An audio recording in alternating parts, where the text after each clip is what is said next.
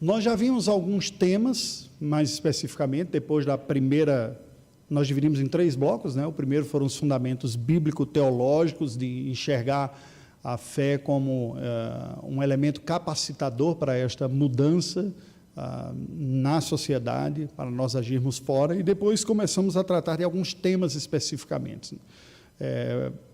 Injustiça social e pobreza foi um dos que nós tratamos. Depois, o Ministério da Cidade, o evento urbano, como é que a gente, como igreja, enxerga esta realidade. Hoje nós vamos tratar sobre a questão da cura, né? Quem escreve o artigo do livro Reformado também é missional, é uma médica norte-americana que vai dar o seu depoimento de uma experiência que ela teve, da sua atuação, na verdade, a doutora Susan Post. O capítulo do livro é chamado de Uma Abordagem Missional à Cura da Cidade.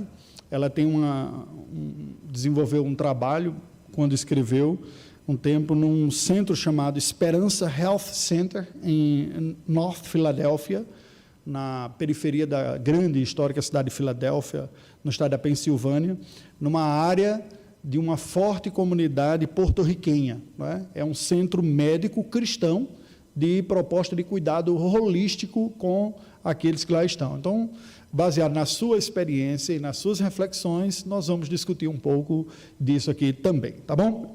Eu convido você a abrir a palavra do Senhor no Evangelho do nosso Senhor Jesus Cristo, segundo escreveu Mateus, capítulo de número 4. Mateus 4, 23 até o 5, 2. Vamos pensar um pouco sobre isso. Isso é um dado. É curioso nós vermos isso, assim, refletindo sobre os temas. Não são temas que comumente nós pensemos no ministério eclesiástico, mas são temas recorrentes no ministério missionário. Por quê? Se você parar para perceber, faz um pouquinho de sentido. Quando a igreja está estabelecida, ela acaba gerando uma demanda própria de igreja, de evangelismo, discipulado, treinamento, capacitação dos cristãos, que, à medida que a comunidade cresce, demanda-se mais de serviço eclesiástico. E aí ocorre que aqueles que vão desenvolver esse ministério vão ficando cada vez mais especialistas, né? Ao ponto de uma igreja grande como a nossa se tornar até especialista num segmento. Eu sou especialista na UCP, né? Aqui tal, trabalho dessa maneira, o outro na UPJ, dedicado para isso, um segmento, percebe? Porque a demanda maior, você vai dividindo para poder cobrir melhor as satisfações. O trabalho missionário, pioneiro, é um trabalho de um contexto que a igreja não existe. Né? Alguém vai começar. O que existe são pessoas com amplas demandas e o desejo de alguém de levar a mensagem do reino de Deus para alcançar essas pessoas e dizer, eu quero servi-las. Mas de que maneira eu vou conseguir servir essas pessoas com o evangelho se o evangelho é desconhecido delas e elas percebem outras tantas necessidades primeiramente? Não é incomum na história das missões o trabalho pioneiro começar com serviços para-eclesiásticos, como demonstrações concretas da preocupação, do amor, do desejo de ver a pessoa sendo abençoada, e por isso missionários, não incomumente, ou seja, muito comumente, têm também outras qualificações que não sejam exclusivamente teológicas. Mas isso, por si só, daria uma discussão ampla. Só para vocês entenderem, a Agência Presbiteriana de Missões Transculturais, através da qual eu servi como missionário, pela graça do Senhor, espero voltar a servir nesse contexto em breve também, tem 5 frentes de trabalho. Embora todos os projetos sejam orientados para desembocarem num projeto de plantação de igrejas, porque a missão da igreja é fazer discípulos de todas as nações, e nada melhor do que a constituição da igreja local para as pessoas crescerem como discípulos adorando a Deus, e é a missão primordial. Lembra? Voltando lá nos primeiros estudos que a gente estava falando, o foco é naquilo que é competência exclusiva da igreja. Esse é o foco. Eu não posso perder o foco, mas eu posso fazer outras coisas. O missionário é precisamente isso. Tem 5 frentes. Quais são elas? Evangelização, propriamente dita, plantação de igreja, especificamente, educação, e aí tanto a educação de alfabetização, dependendo do contexto do país que esteja, em alguns países africanos, há educandários e tudo, pela necessidade até de alfabetização, no nível mais básico. Como a educação teológica também entra aqui. Saúde, não é? É um ponto. Então, há trabalhos com o foco na questão de saúde também em áreas carentes. E tradução bíblica para povos que não têm a Bíblia traduzida. Essas são as 5 frentes principais, né, que qualificam o perfil dos trabalhos missionários. Então, você vai ter algum desses aqui. Vamos dar uma olhada. Mateus capítulo 4, versículos de 23 até 5:2. 4, 23 a 5:2. Vamos ler juntos? Percorria Jesus toda a Galileia, ensinando nas sinagogas, pregando o evangelho do reino e curando toda sorte de doenças e enfermidades entre o povo. E a sua fama correu por toda a Síria. Trouxeram-lhe então todos os doentes, acometidos de várias enfermidades e tormentos, endemoninhados, lunáticos e paralíticos, e ele os curou. E da Galileia, Decápolis, Jerusalém, Judeia e da além do Jordão, numerosas multidões o seguiam. Vendo Jesus as multidões, subiu ao monte, e como se assentasse, aproximaram-se os seus discípulos, e ele passou a ensiná-los, dizendo... E aí vem uma das porções mais conhecidas do Evangelho, que é o chamado Sermão do Monte, 3 capítulos. Preste atenção aqui como a divisão, que não foi inspirada, né? A divisão em capítulos e versículos foi técnica, acrescentada depois para a gente achar rapidamente onde a gente quer chegar. Né? Você diz, lá em Mateus, em que página, né? Em que altura? Então foi dividido em capítulo e versículo para você saber. O problema é que essa divisão, ela às vezes induz ao erro. E o exemplo dessa leitura é exatamente isso. Ou não? Vamos dar uma olhada de novo para os versículos? Vamos ver. O texto está descrevendo o ministério do nosso Senhor Jesus Cristo, certo? Veja, começa no versículo 23. Como é que Mateus está descrevendo? Jesus como alguém dinâmico, percorrendo a região da Galileia, uma região pobre, uma província romana, que lá estava, com muitas carências. O ministério do ensino, ele estava ensinando nas sinagogas. Ministério da pregação, que o Senhor Jesus Cristo ensinou, pregando a palavra de Deus. Há uma diferença de ensino e pregação, a gente já trabalhou isso em alguns outros contextos, vários outros contextos aqui, estudo sobre dons, sobre o ministério de Cristo e tal. Pregando o evangelho do reino, e o terceiro aspecto, curando toda sorte de doenças e enfermidades entre o povo, certo? É assim que Mateus resume o ministério do nosso Senhor Jesus Cristo. Alguém tem dúvida de que foi isso aqui? Não, né? Acho que está muito claro, né? Quando a gente lê os evangelhos, o Senhor Jesus estava o tempo todo pregando, ensinando e curando. Correto? Ele é o Senhor Jesus. Mateus continua. Essa sua fama, de quê? A fama de alguém que estava pregando, ensinando e curando, percorreu até a Síria, país vizinho. Não são judeus, são semitas, descendentes de Abraão também, árabes, mas é um outro povo, vizinho. Até hoje está lá, né? A Síria vizinha. Trouxeram-lhe então todos os doentes, acometidos de várias enfermidades e tormentos, endemoniados, lunáticos e paralíticos, e eles os curou. Uma demanda de cura, de restauração, de doença, de aflição, as mais diversas possíveis. Está havendo cura ali? Isso sempre atraiu gente querendo cura. Não é à toa. O sucesso foi tanto nesse sentido que ultrapassou os limites da sua geografia, do seu país e do seu povo. Chegou até a Síria e os sírios trouxeram. Verso 25. De Galileia, Decápolis, Jerusalém, Judeia, são várias unidades distintas, são áreas administrativas romanas distintas, com culturas diferentes também. Os da Galileia eram mais pobres, eram de ascendência judaica, é verdade, mas eram mais pobres, não era como o da região da Judeia, que era um judeu da gema, vamos dizer assim, decorrentes do antigo reino de Judá. Decápolis era uma região, Decápolis vem de Deca, do grego, que é 10 cidades povoadas, gentílicos misturados, inclusive alguns com práticas consideradas bem condenáveis pelos judeus, como criação de porcos e outras coisas. Né? Por ser um animal impuro, o judeu não podia. conviver, nem comer e tudo, a tradição judaica proibia. Jerusalém, a capital, vieram da além do Jordão, aqui a gente está fazendo referência à região dos Moabitas, dos Amonitas, que eram outros povos. Veja como a fama de Cristo se espalhou, e quem está em busca de cura, vai, né? Independente, está curando, eu estou com gente doente aqui, eu vou. Mas na sequência natural, o texto diz, vendo Jesus as multidões, veja que é uma sequência natural. Se você eliminar a divisão do capítulo 5 aqui, ele está dizendo que as multidões o seguiam, né? Ao seguir, Jesus vê as multidões. Ele sobe ao monte e, como se assentasse, se aproximaram os seus discípulos, ele começou a ensiná-los. E aí o texto bíblico nos apresenta 3 capítulos inteiros de sermões de Cristo, que foram coletados resumidamente e alocados sob o título Sermão do Monte. Muito provavelmente, você comparando com os textos de Lucas e outros, foram várias referências de Cristo apresentadas em vários momentos, que Mateus intencionalmente coloca tudo junto, porque ele está falando a uma comunidade judaica e quer mostrar Cristo como sendo o cumprimento daquela profecia mosaica lá de Deuteronômio, que diz, virá um outro profeta semelhante a mim. Veja que no Sermão do Monte o Senhor Jesus diz, a lei diz, eu porém vos digo.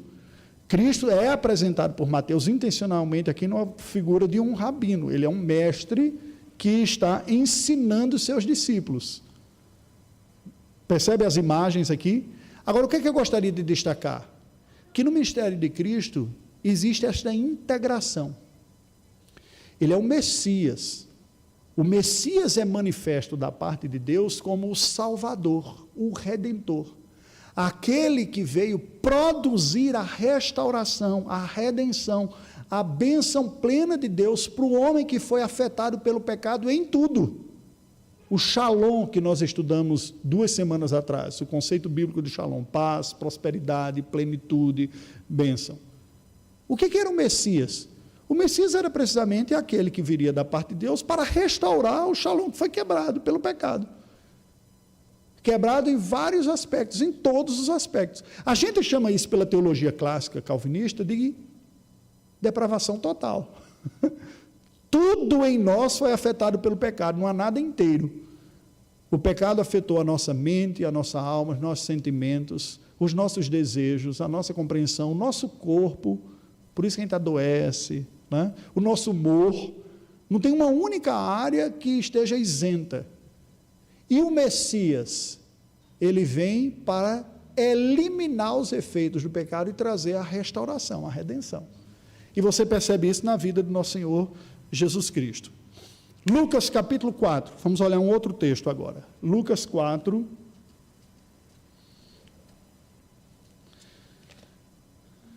de 14 a 30, uma passagem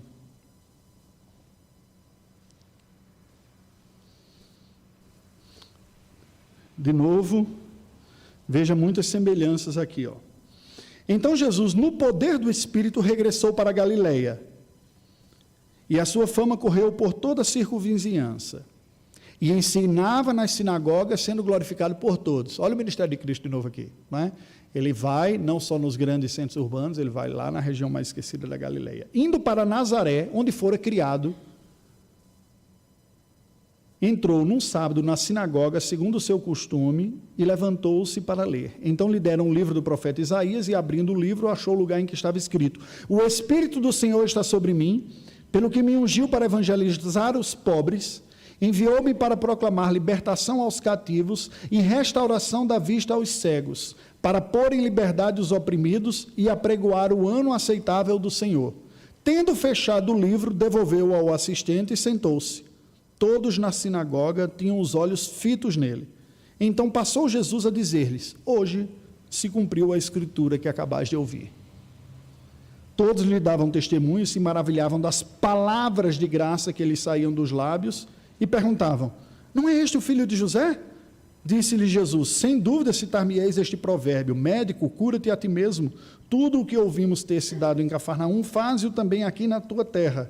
E prosseguiu: de fato vos afirmo que nenhum profeta é bem recebido na sua própria terra. Na verdade vos digo, e aí segue o texto. O que é que eu gostaria de destacar aqui? De novo, o Senhor Jesus, iniciando o seu ministério, se dirige à sinagoga, na sua terra natal, lê o texto bíblico, o texto messiânico, que falava do Messias.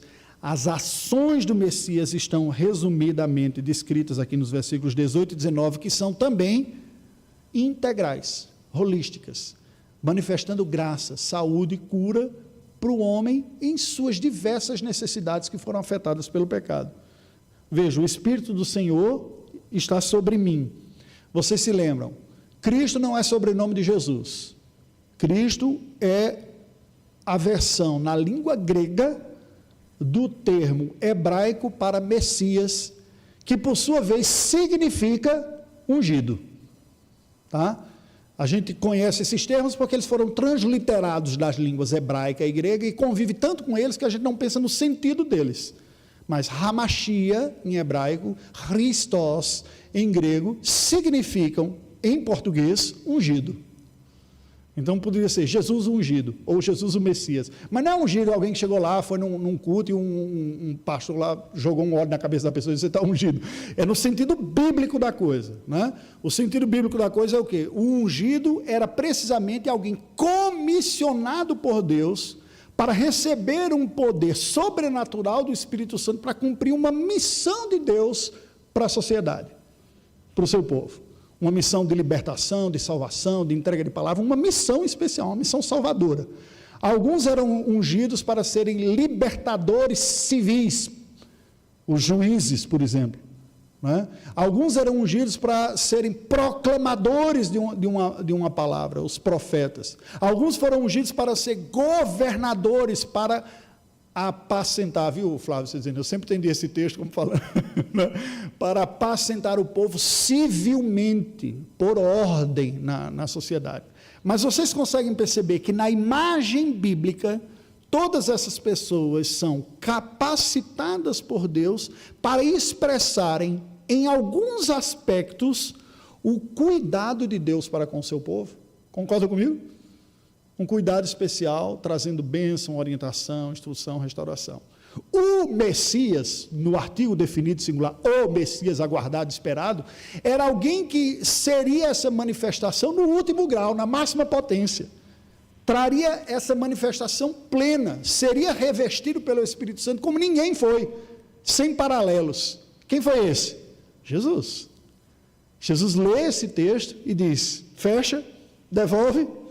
Hoje se cumpriu essa escritura. Imagina esse ponto daquele povo que está há séculos lendo aquele texto, aguardando, quando virar o Messias, e ele vai fazer isso, vai fazer aquilo outro, vai dar um chute nos romanos, vai restaurar o reinado de Davi, expectativa política muito forte, mas tinha essa conotação também, e na mensagem cristã tem também, a gente só tem que entender o tempo disso e a hora, mas tem também isso aqui. Só que olha a diversidade disso, me ungiu para evangelizar os pobres, trazer boa nova para aquele que estava desgarrado. O primeiro estudo nosso foi pobreza e injustiça social, como que o evangelho toca isso na vida de uma civilização que se rende ao evangelho, né? A sensibilidade. Enviou-me para proclamar libertação aos cativos, dos diversos cativeiros que a humanidade possa experimentar, restauração da vista aos cegos, uma dimensão física de saúde, pôr em liberdade os oprimidos, não é? De novo, tanto o cativeiro quanto a opressão tem conotação civil, tem emocional, não é? Tem das relações humanas como um todo, apregoar o ano aceitável do Senhor, ano da alforria, lembra da lei mosaica, o ano do jubileu, o ano da quitação das dívidas. Então essa imagem de que de tempo em tempo Deus provê para o povo libertações, olha que coisa linda, gente. Você lê a Bíblia, isso é algo que eu estou aprendendo ainda, viu? Com foco no Evangelho. Tudo se encaixa.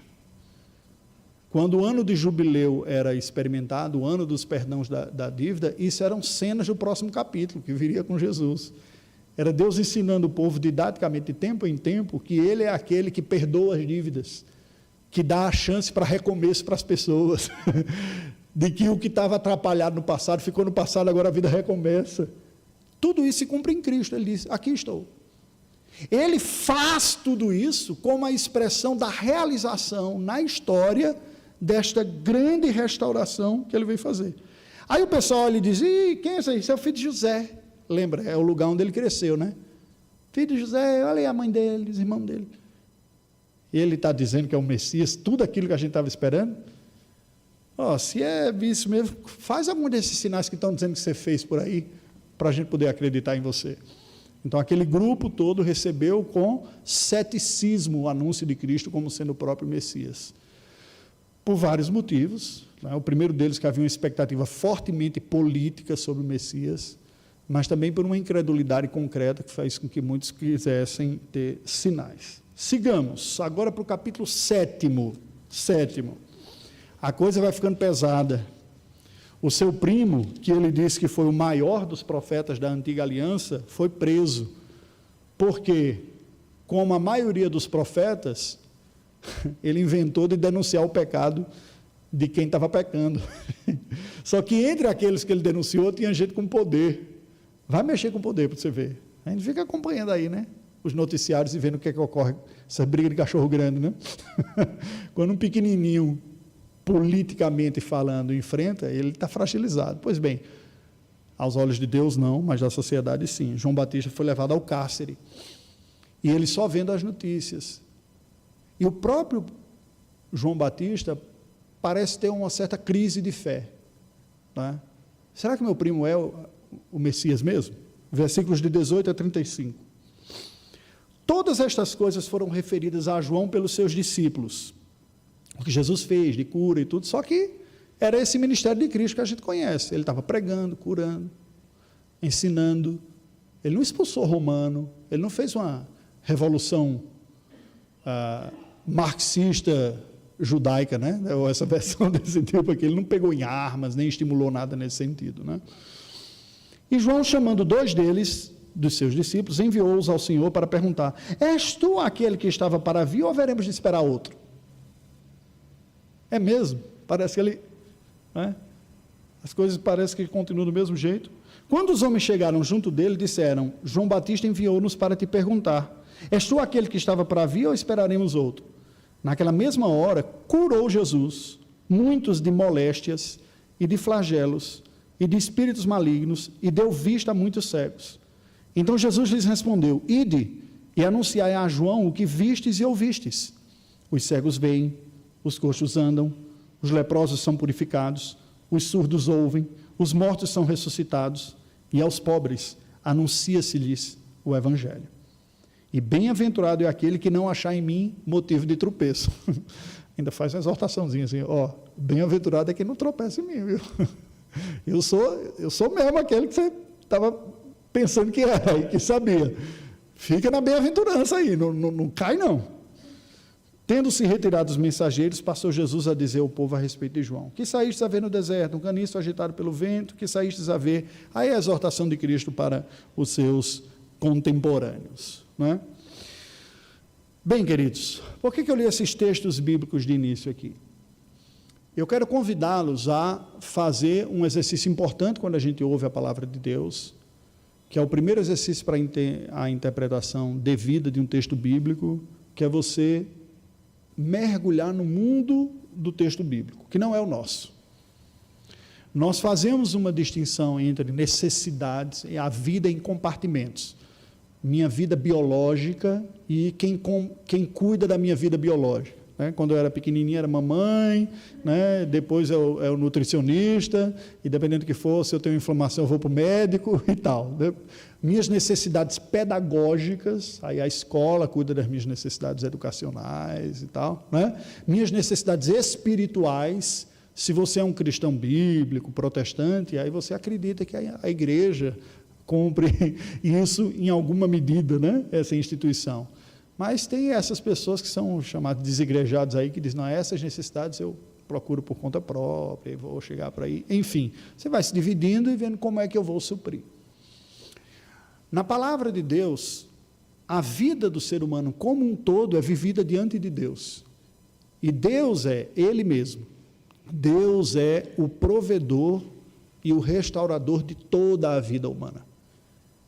É isto o que Jesus, como Messias, está demonstrando aqui. Este ser humano que eu criei, a minha imagem e semelhança, e que teve toda a sua vida afetada pelo pecado, terá toda a sua vida restaurada pela minha graça nele. Eu sou o renovador da vida toda. Eu sou a fonte de toda a vida. Por isso ele prega, ensina, cura, salva, né? E faz tudo junto. Porque ele está promovendo a completa restauração do ser humano. Ainda que na economia divina, na administração divina, as estruturas sociais não são transformadas neste momento como parte da ação, mas elas sofrem o efeito, preste atenção, renovador do reino de Deus como fermento, que é outra coisa que Jesus ensina também. Isso aqui é importante, porque tem algumas pessoas que veem a própria fé cristã como instrumento primariamente como instrumento de reestruturação social. E alguns outros que não veem nenhum tipo de relação da fé cristã com estruturas sociais, e não, isso aqui é só para salvação e coisas desse tipo. O Senhor Jesus disse que o reino de Deus é como um fermento que, colocado na massa, leveda toda a massa. O reino é feito de paz, justiça, alegria no Espírito Santo. Esses valores, uma vez absorvidos e cridos e aceitos pela sociedade, alteram a sociedade. Foi aquilo que nós comentamos anteriormente, de como civilizações que se renderam à palavra de Deus, como seus valores, foram experimentando mudanças estruturais na própria sociedade. Justiça, sensibilidade, socorro, né? E por aí vai, dentro desses pontos, ok? Então, Cristo se nos apresenta aqui.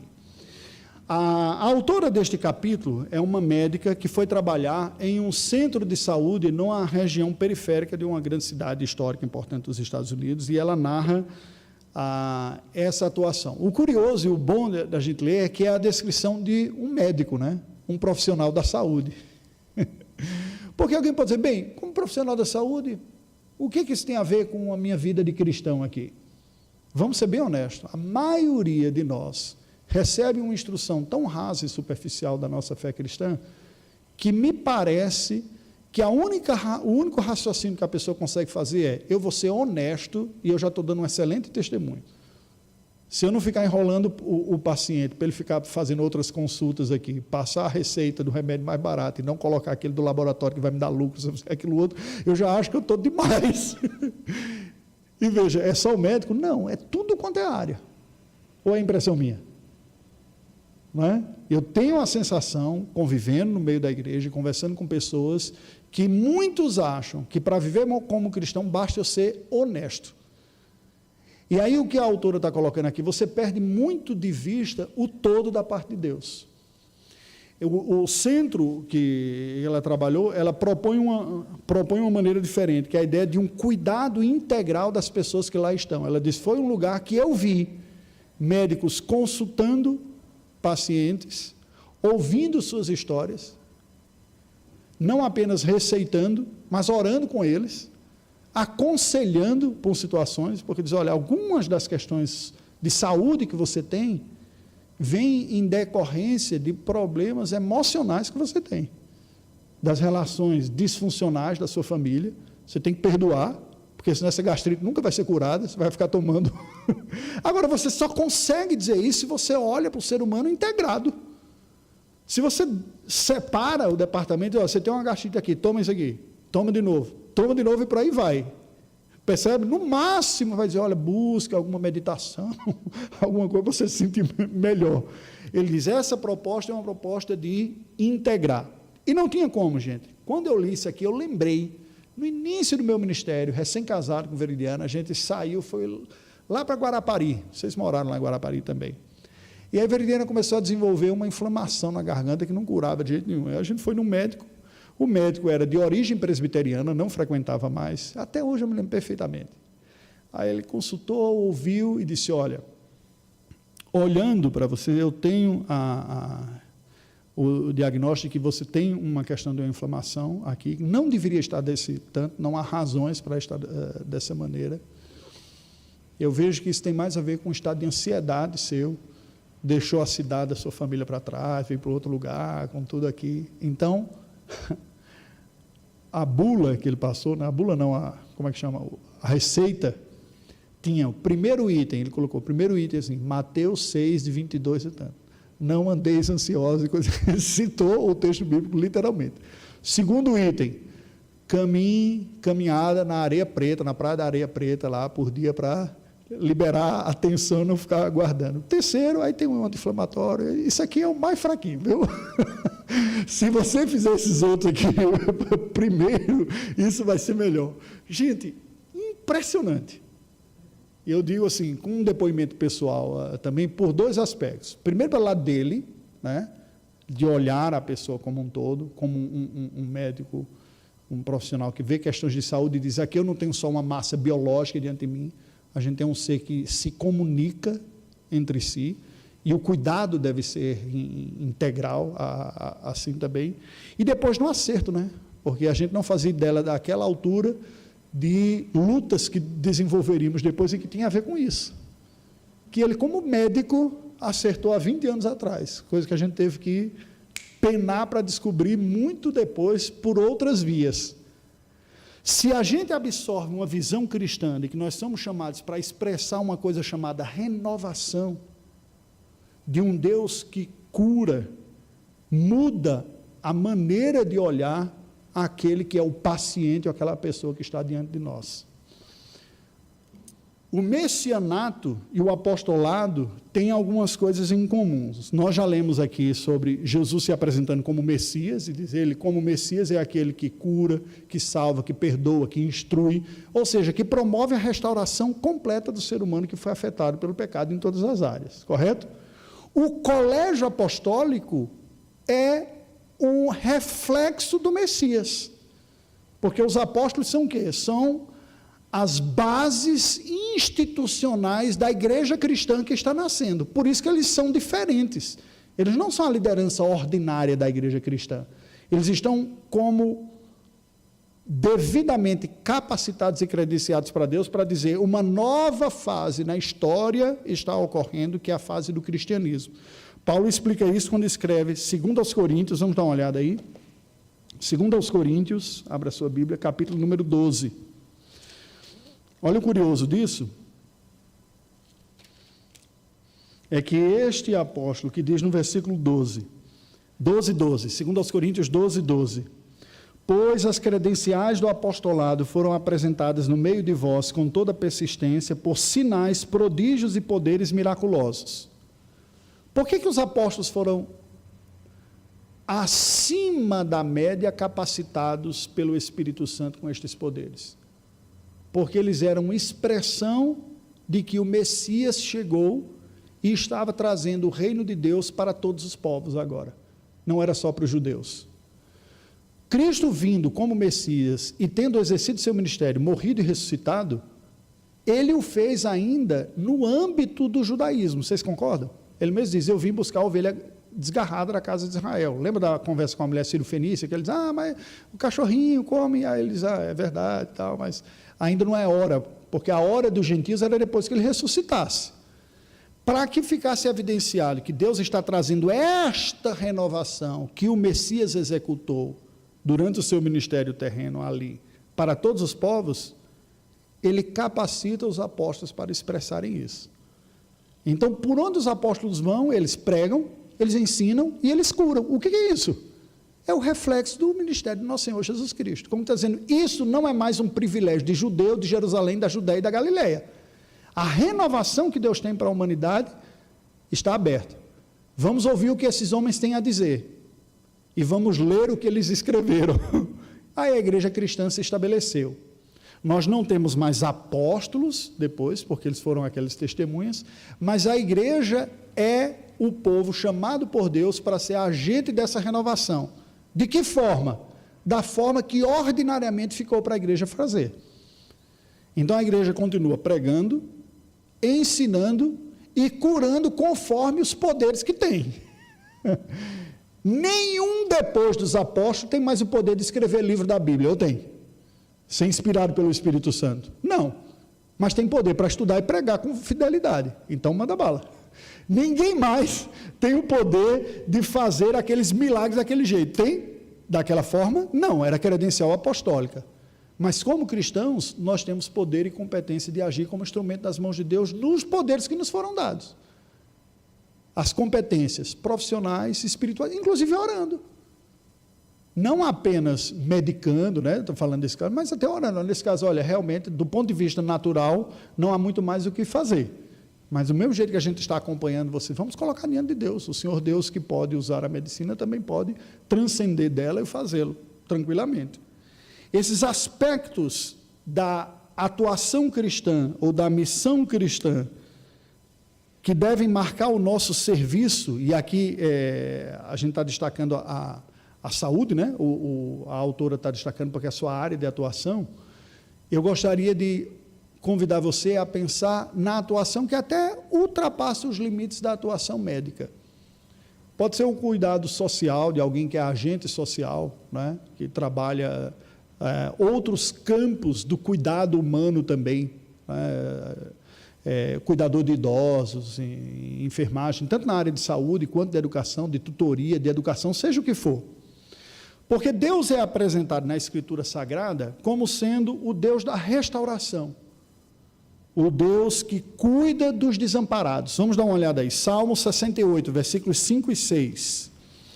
Salmo 68, versículos 5 e 6.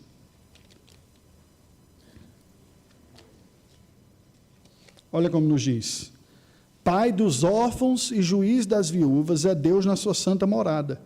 Deus faz que o solitário more em casa, tira os cativos para a prosperidade, só os rebeldes habitam em terra estéril. Ele é o amparador, o renovador dos desamparados.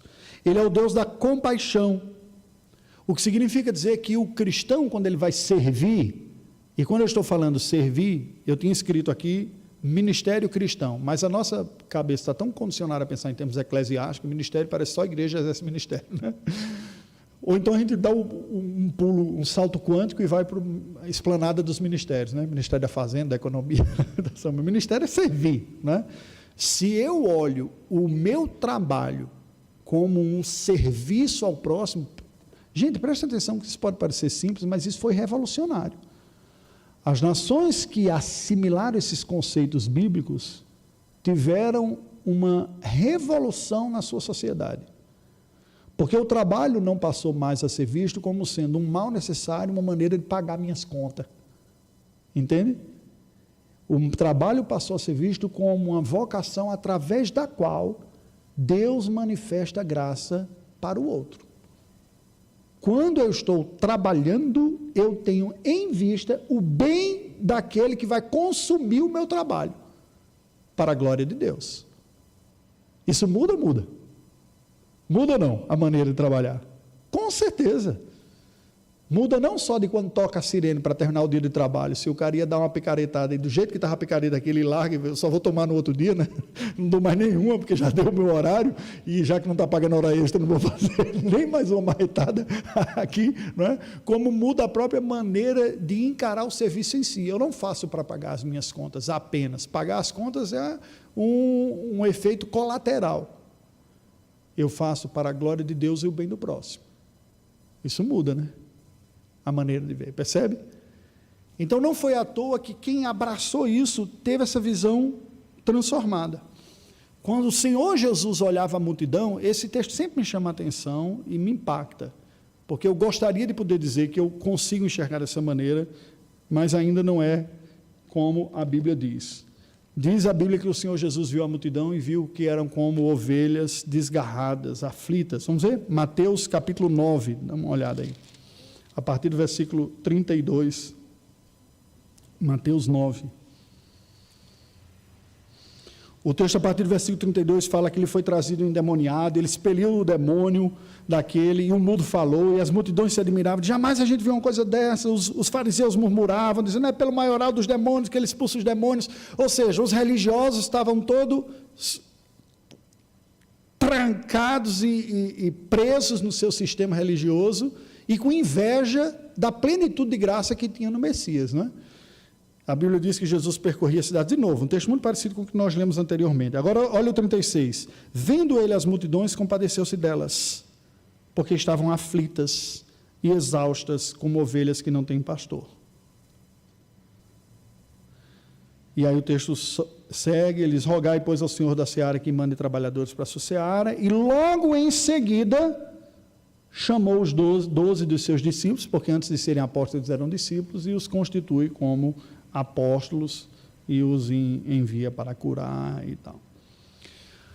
O ministério cristão é um ministério de compaixão. Você enxerga a pessoa na sua condição espiritual. Eu sirvo ao próximo pensando em sua necessidade. Preste atenção. Eu já comentei aqui um ponto algumas vezes.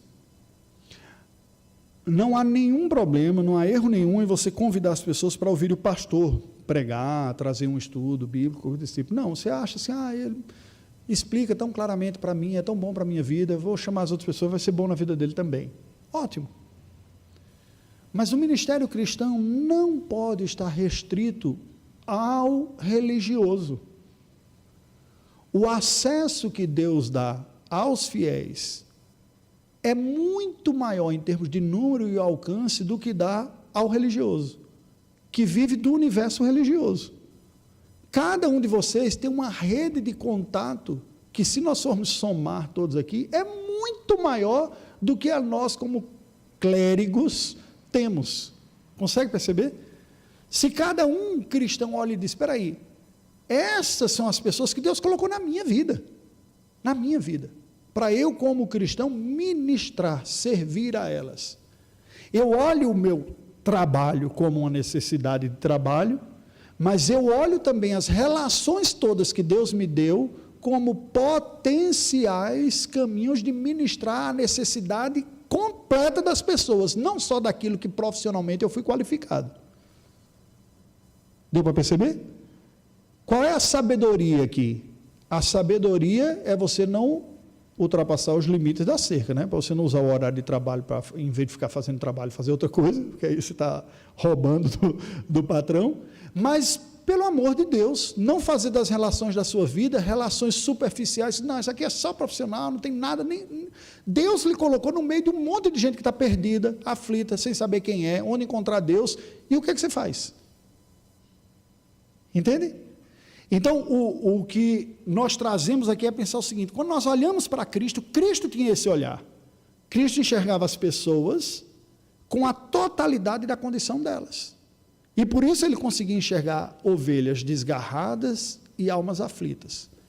E eu volto a dizer para vocês, eu gostaria de conseguir ter uma visão tão espiritual assim, mas confesso que nem sempre ocorre. Muitas vezes são outros valores no meu coração que falam mais fortes. E eu enxergo outras coisas antes da condição espiritual destas pessoas que estão ao meu redor. E você? O que você enxerga? Entende? O ministério de Cristo nos ensina também o princípio da encarnação. É um princípio, apesar de ter sido um fato e um aspecto teológico em Cristo, né? O Deus glorioso encarnou. Vamos pensar na implicação disso? Aguda, né? Abriu mão de sua glória, da divindade celestial, para se tornar um comedor de feijão feito eu e você. Nasceu numa gruta, numa manjedoura, foi criado num pedaço poeirento do mundo, porque não nasceu em Roma, o rei dos reis, senhor dos senhores, que era o império do mundo, né? Porque não nasceu num berço esplêndido, que a gente canta no nosso hino. A encarnação, que significa o quê? Intencionalmente, eu escolho ter perdas para me aproximar de quem está nas perdas e ajudá-los a ter ganhos. São escolhas. Você pode dizer na vida, não, a minha determinação na vida é ascender. E custe o que custar. E pode ter certeza, no final da vida você vai dizer, custou, viu? Custou bastante. Custou família, custou amigo, custou estar sozinho, custou ser abandonado, custou abandonar, e eu atingi. Ou você pode fazer a escolha de Cristo, que é ir a quem você pode servir e fazer a diferença. Aí ela comenta, a autora comenta, de algumas decisões que este ministério médico fez. Servir numa área carente, num aspecto profundamente encarnacional, uma comunidade de imigrantes latinos, todo o corpo médico foi selecionado para ser cristão, para ter empatia espiritual, poder orar com as pessoas e aconselhá-las também, além de cuidar do seu aspecto físico. E embora não fosse obrigado, mas a maioria optava por morar na região, o que comunica algo bem importante para as pessoas, né? Eles não vêm aqui só servir e vão embora para os bairros tranquilos deles, estão conosco, conhecem a nossa vida, está entre nós, sabe o que é o dia a dia daqui. É curioso porque a gente tem uma certa medida até a compreensão de que isso ocorre no pastorado, né? Morar no lugar onde você vai servir, no bairro em que a igreja está. Eu mesmo, até, mas não é por princípio de encarnação, não, é por princípio de comodidade mesmo. Eu gosto de morar perto da igreja, para não ter que ficar andando quilômetros até chegar lá. Que eu posso almoçar em casa, jantar e fico pertinho, mas vivo a vida do lugar. Existe o princípio encarnacional, é viver a realidade, né? As pessoas que eu quero servir, eu conhecer e medir. Bem, gente, para concluir esse nosso estudo hoje, como cristãos, nós exerceremos uma força na sociedade de transformação, de redenção, de restauração, quando nós olharmos para esse aspecto encarnacional do ministério de Cristo e messiânico, de alguém que olhava o ser humano na sua totalidade e na totalidade da sua necessidade, sem separar e dizer, o meu relacionamento é puramente profissional aqui, entende? Mas aqui estão as pessoas com suas necessidades. Que Deus nos ajude a absorvermos isso. Cada um de vocês. Sejam excelentes nas suas qualificações, mas entende que Deus coloca vidas na sua vida, a quem você pode servir e ser uma bênção plena. Plena. Ore por isso, aproveite as oportunidades também. Vamos orar ao Senhor. Ó Deus, nós te rendemos graças pela tua palavra, pelo teu Filho Jesus, pelo modelo de serviço que Ele nos dá.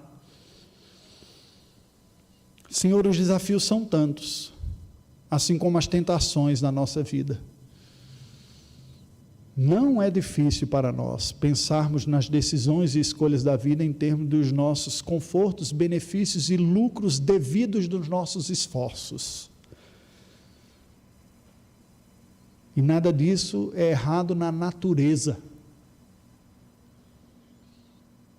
Porém, pode expressar uma ausência de vocação. E por isso, não poucas vezes, nos sentimos desambientados, disfuncionais e às vezes até inúteis no teu reino.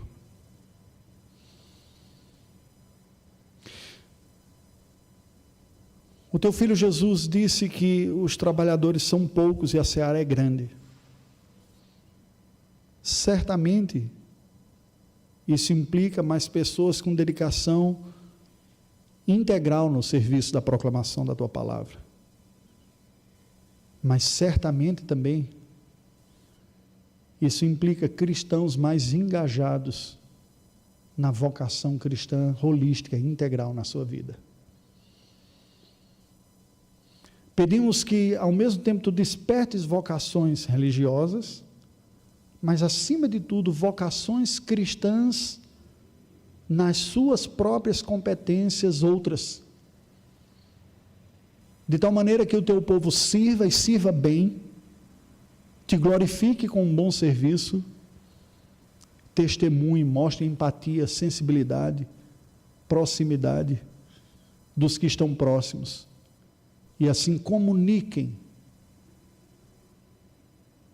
a graça do teu reino e a renovação e a restauração que em Cristo temos experimentado a outros que a tua providência nos tem colocado próximos. Dá-nos sabedoria para amadurecermos nestas perspectivas e realizações, em nome de Jesus. Amém, Senhor Deus. Amém. Deus nos abençoe, queridos.